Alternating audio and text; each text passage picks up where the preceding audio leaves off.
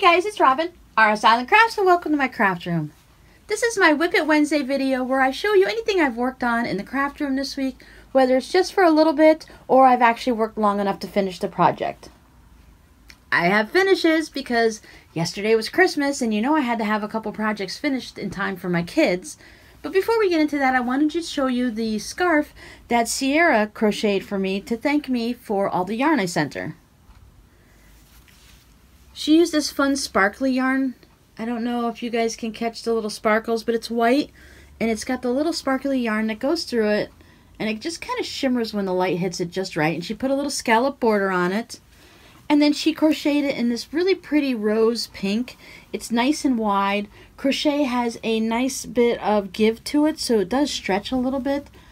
I plan to wear this during the winter when the winds are really whipping and it's kind of cold here for us in Florida.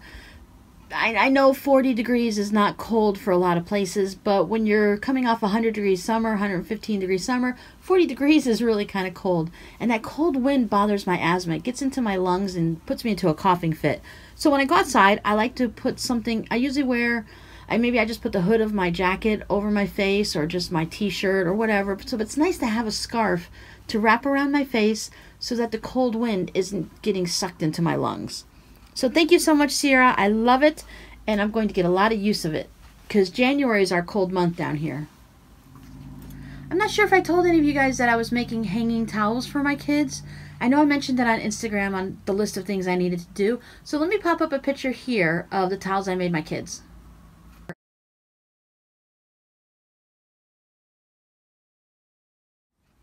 So I tried to make one to match each of their favorite things or their personalities and one extra.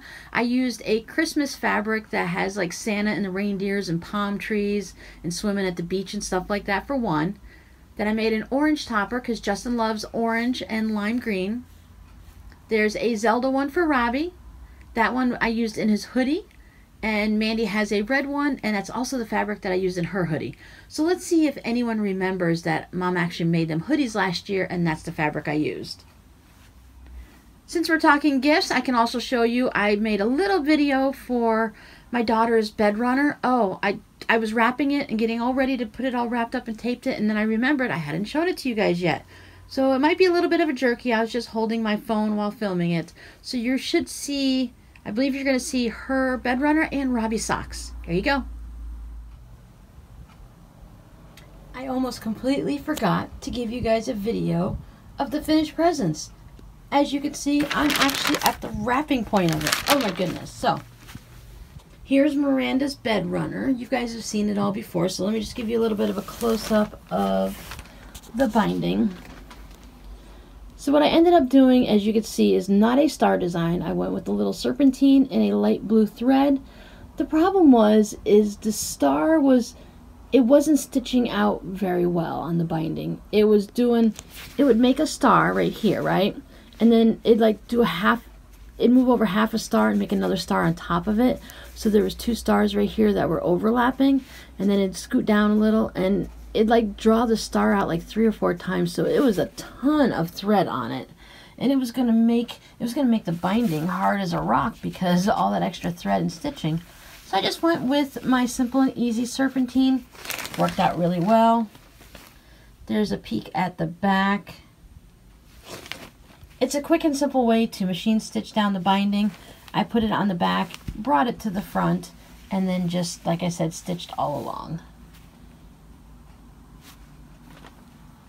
As you can see with the cotton fabric, cotton batting in there, it got all nice and squishy, and it's all nice. If I bring you back a little, it's all nice and fluffy and wrinkly, just the way my daughter likes it. It's not going to be, with a bed runner, you can do a little extra quilting in it and make it a little stiff because you're not actually going to be sleeping under it. But I still wanted something nice and poofy for her, so that worked out really well. This is that Pellon cotton batting. As I was taking off the extra pieces, I think I did get the one with the scrim in it because it had this layer of like a mesh on it or something. I guess it was to hold it all the batting fibers together. And there is the back. I did put a faux type label on. I wanted to do to my favorite daughter from her favorite mother because, you know, she's my only daughter. But it didn't leave me much room here in the icebergs. So I just did a little quick to Mandy, love mom, Robin Lalone, 2018, just because, you know, you're supposed to put your name on your quilts and put some form of a label. And this way we can always say, what year did I make that? Oh yeah, I remember. Alright, one moment and I'll show you Robbie's socks. And there are Robbie's socks. Robbie's informed me that he's now wearing a size 15 shoe. I'm going to have to go ahead and retrace his foot. I'm sure these socks are going to be fine. They stretch a bit. The little Flegel heel. It's just kind of similar to what you're going to get at the store. It's not like a separate heel. It just kind of increases and then you decrease back down. So he likes the way that feels on his foot. I do the 1x1 twisted rib and I do Jenny's surprisingly stretchy bind off. So he now has his socks done. See, you guys, a couple of you were a little concerned for me, like maybe I might not get them done in time. I really, like I said, I wasn't worried one way or the other because he could just have them after Christmas. But nope, Mama got them done in time. I like that most of the front has the purple with a little bit of the black, kind of like lightning on it. And then the rest of it where the black pooled is on the back and up here. So, very, very happy Mama. Now the only thing I have left to do is make some more cookies. Bye-bye. So I was very happy to have those projects done. And then I really didn't want to get into anything new. I don't like to start too many things between Christmas and New Year's. I like to go into the new year and then start all the new stuff and be fresh, and at least in my knitting. And then, you know, sewing, I kind of like to just do whatever I want, right? So I've got a dishcloth going. So if anyone's interested in purchasing any of these dishcloths, I do have them down below in my Artfire shop. I just put one listing up, and the way I'm having them listed, instead of showing all different kinds of pictures of all the dishcloths, I just have a basic listing of all the ones I have currently. And then I'm not going to be changing the pictures. I'm just going to, you can tell me what colors you like or what colors you don't like, and then I will pick out dishcloths for you if that's okay, and then send them to you. As you know, some of them are all in one color. Sometimes if I have what's left over of this color and another color, so it could be half and half, or there might be 3 colors in some of them. So I kept the price fairly reasonable. So if anyone's interested, just go ahead and pop down below into the Artfire shop. But I did work on another dishcloth. And to keep with the knitting, I brought back out the 3-color cashmere cowl. I've gone ahead and put a whole 6 rows on it, but I am working in that lace right now, so it does take a little bit to get to those rows done. The pattern, it's not easily memorizable for me. The alternate rows, the even rows like row 2 and 4 and 6 I can do easily, and last row 5, but row 1 and 3, I can't seem to memorize them, and every 8 stitches I have to look down at the pattern. So it does take a little bit to get through this. I need to do one more chunk of 6 rows for the pattern repeat, and then I'll be into the easy knitting. So I'm hoping to have this done before the new year. I did start working on my felt ornaments. I don't remember, did I show this one to you guys when I finished it earlier? So this is January from the Attic Heirlooms Felt Ornament of the Month. So the way they run their Ornament of the Month program, in January, if you download the pattern, it's free. But once February 1st comes around, you have to purchase January's. And I think it's, I'm not 100% sure, but it's only like a couple dollars, maybe $2.50. So it's really reasonable. And they have kits you can purchase in that too. So this is January. I'd already finished that one. And then my house got attacked by ants the other day. And Aunt Mageddon, it was just getting me all depressed and angry, and I was just stressed out. So I decided to just take an hour to myself and watch some podcasts and make February's ornament. This is a cute little snowflake. So that was really fun. It was really, it's a challenge to be cutting out all these little pieces. You really need to have some fine tip scissors.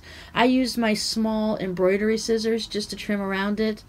I have another nice pair of scissors that I'll be using for other things. So just using this little pair on the felt, if it dulls it a little bit, it'll be okay. So these all have a black felt backing on it, so you don't see any of the stitches. And you stitch them all down, as you can see on this purple one, using a black floss. So while if you look, you can see the stitching, of course, but as it's hanging on your tree or however you choose to hang it, it won't be noticeable. They were showing on their Instagram page, Attic Heirlooms, where they had them lined up like this. And I was thinking that would be really fun to put a ribbon behind them and just stitch them to the ribbon and let it hang.